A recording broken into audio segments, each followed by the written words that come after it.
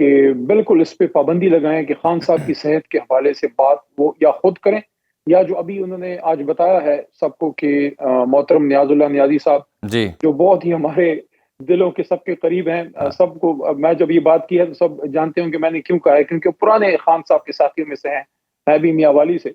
تو انہی کو اجازت ہونی چاہیے، یا ان کی جو ہمشیرہ ہیں محترمہ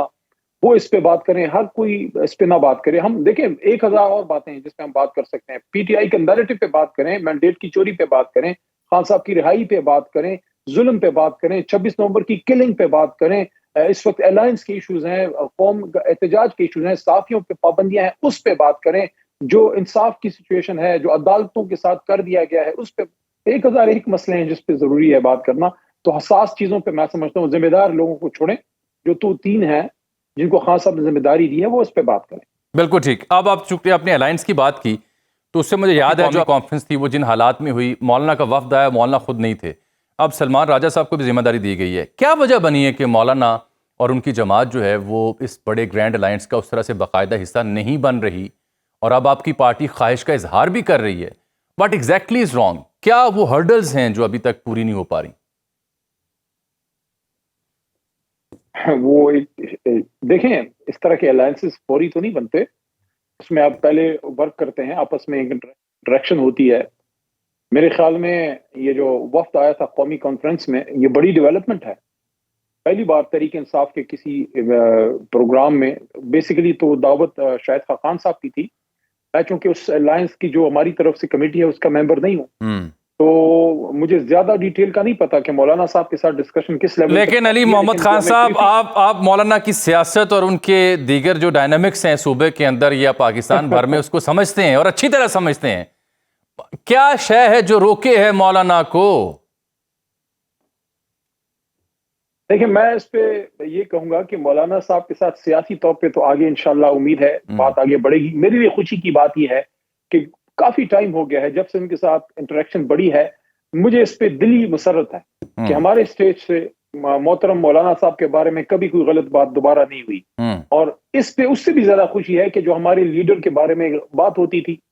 کہ جوش لیڈر اپنا وہ ہیں یہودی ایجنٹ فلانا، وہ چیزیں بھی ختم ہو گئی ہیں، کیونکہ ہم نے اس کو ایکسیپٹ کیا ہے کہ وہ ایک پولیٹیکل نیریٹو تھا، وہ سیاسی بات تھی جو کی جاتی تھی۔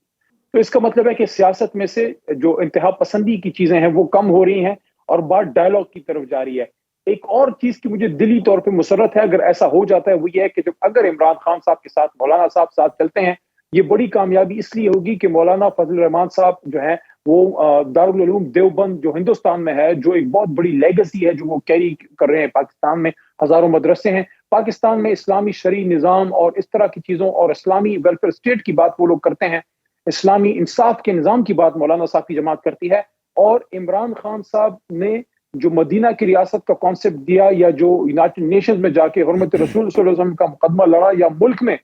جو وہ سنت رسول صلی اللہ علیہ وسلم پہ انہوں نے کام کیا، انہوں نے اتھارٹی بنوائی، تو یہ چیزیں ایسی ہیں کہ اگر یہ دونوں مل کے ہم اور وہ کریں کام، میں سمجھتا ہوں پاکستان کو ایک حقیقی طور پہ اسلامک ویلفیئر اسٹیٹ بنانے میں بہت پیش رفت ہو سکتی ہے، سود سے پاک نظام معیشت کے لیے بڑا کام ہو سکتا ہے، اس سب میں آپ پھر یہ بڑی سننے بڑی اچھی باتیں لگتی ہیں اپوزیشن کے پوائنٹ آف ویو سے، لیکن اس سب میں آپ گنڈا پور سرکار کا کیا کیجئے گا؟ وہ رام ہو جائیں گے، شانت ہو جائیں گے؟ نہیں، گنڈا پور صاحب سمجھدار آدمی ہیں، اچھا، اب میرا تو ویسے بھی بھائی ہے، اور اتنا میں بتا سکتا ہوں، زیادہ بات مناسب نہیں ہے لیکن اتنا میں بتا سکتا ہوں کہ گنڈا پور صاحب کی طرف سے 100% ایشورنس ہے کہ وہ اس الائنس کو سپورٹ کرتے ہیں، اور وہ چاہتے ہیں کہ مولانا صاحب کے ساتھ اگر خان صاحب چاہتے ہیں کہ الائنس ہو تو سی ایم کے پی کے اس کو انشاءاللہ سپورٹ کریں گے۔ یعنی ہم مستقبل میں کہیں کسی ٹرک کے اوپر یا کسی سٹیج کے اوپر علی امین گنڈا پور اور حضرت مولانا فضل الرحمان دونوں کا داور شخصیات کو ایک سٹیج پہ دیکھ سکتے ہیں؟ Is it possible? ٹرک کے اوپر آپ نے لازمی چڑھانا ہے، سی ایم ہاؤس میں کیوں نہ دیکھیں کہ عمران خان صاحب جو ہیں وہ وزیر اعظم ہوں اور مولانا فضل الرحمان صاحب ہمارے وزیر مذہبی امور ہوں، یہ بھی تو ہو سکتا ہے۔ چلیں، آپ نے مذہبی امور تک ہی مولانا کو کرا دیا ہے، میں سوچا تھا کہ آپ کو صدر مملکت کا عہدہ آفر کریں گے انہیں۔ جب آپ بیٹھتے ہیں پھر جو بات آگے چلتی ہے، لیکن ان کا ظاہر ہے مذہبی امور ہی ان کی اسپیشلٹی ہے، اور ان کے نیچے میں سمجھتا ہوں بڑا کام ہو سکتا ہے۔ اگر تو آپ نے انہیں صرف مذہبی امور تک ہی روکنا ہے نا تو پھر نہ ہی سمجھو تسی مولانا لوں۔ نہیں آپ نے، میں ویسی مثال دی آپ کو کہ پی ایم ہاؤس میں خان صاحب ایز اے وزیر اعظم بیٹھے ہوں، فضل الرحمان صاحب ان کے ساتھ ایز اے مذہبی امور یا کسی بھی وزارت پہ بیٹھے ہوں، یا آپ نے صدر کی بات کی، وہ تو خان صاحب کا ٹیک ہے کہ خان صاحب اس پہ کیا بات کرتے ہیں، لیکن میں یہ سمجھتا ہوں کہ ملک کے لیے اگر مل کے کام کیا جائے تو اس سے بہت کچھ بہتر ہو سکتا ہے۔ اور یہ میں یہ بھی کہہ دوں کہ فضل الرحمان صاحب کا تجربہ زرداری صاحب اور نواز شریف صاحب کے ساتھ تو رہا ہے، تھوڑا یہ طرف بھی دیکھ لیں، تھوڑا یہ بھی چکھ لیں۔ ہماری یہ ایک عادت ہے، ہم جب ہاتھ دیتے ہیں پکا دیتے ہیں، پکا ہاتھ پکڑتے ہیں، جب تک کوئی رجیم چینج میں ہمیں چھوڑ نہ دے، جس طرح ہمارے ساتھ رجیم چینج کے الائز نے کیا۔ چلیے اب میں نے ذرا حکومت کی بات کرنی ہے۔ آپ نے آج پرائم منسٹر کو دیکھا، سنا، 1 سال کی کارکردگی وہ بے مثال قرار دے رہے ہیں، اشاریے فیکٹ اینڈ فگر انہوں نے چھاپے ہیں، ٹھیک ہے، وہ انہوں نے کہا ہے، اور پھر انہوں نے کہا جی ہمیں یہ نفرت احتجاج کی سیاست کو بند کرنا ہے، گالم گلوچ کو ختم کرنا ہے، جادو ٹونے اب نہیں چلیں گے، صرف محنت ہوگی۔ تو جو اعتماد آپ نے پرائم منسٹر یا گورنمنٹ کے ہاں کچھ اس کی جھلکیاں دیکھیں، اس کو دیکھ کے آپ کو لگتا ہے کہ ابھی بھی کوئی مڈ ٹرم یا ارلی الیکشن ہو سکتا ہے؟ کیونکہ اپیرنٹلی تو ان کی باڈی لینگویج بڑی کانفیڈنٹ تھی آج۔ دو باتیں ہیں، پہلی تو یہ ہے کہ پرفارمنس پہ تو بات ہم تب کریں کہ جب ایک چیز کی لیجیٹمیسی کلیئر ہو۔ اگر ایک غاصب، کیلسنز لا تھیوری ہے جو پاکستان میں نظریہ ضرورت کے تحت جسٹس منیر صاحب لے کے، لمبی لیگل ہسٹری ہے، اس پہ نہیں جاتا، میں صرف میں اجمالی بات کر رہا ہوں۔ ایک غاصب اگر ایک کرسی پہ غصب کر کے بیٹھ جائے، آئین کو دبا کے بیٹھ جائے، غلط طریقے سے آ جائے، 100 سال بعد بھی وہ غاصب رہے گا۔ تو آج اگر